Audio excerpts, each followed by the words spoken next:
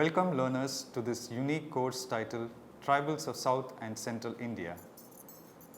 I am Dr. G. Mahesh, faculty from School of Social Work, IGNOU. I will be your course instructor for this course. I am quite excited to be part of this course on tribals of South and Central India. Well, I am equally motivated to discuss the various facets of the course. What is this course all about?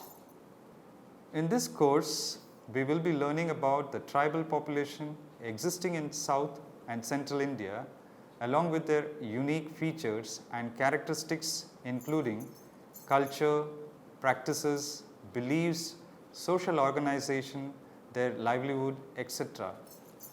This course also highlight some of the emerging problems and perspectives of tribal development in the region. How does the course structure look like? There are 3 blocks in this course comprising of 14 units. Block 1 deals with tribes of South India. It highlights all the major tribes and prominent features that are found in the south of India.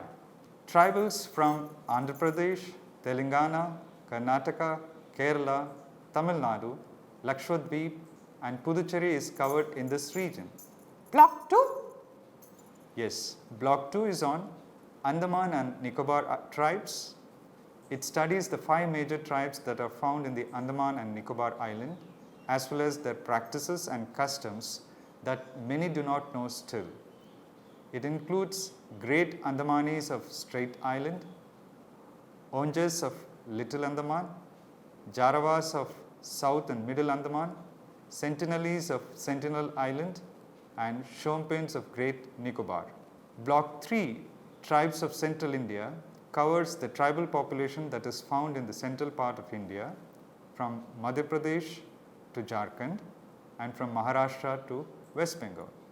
Well, I am curious and equally motivated to take up this course along with other prospective learners who are browsing to be part of such an interesting and important course. This course not only provides knowledge but also imparts deeper understanding of the diversity of our nation. Thank you.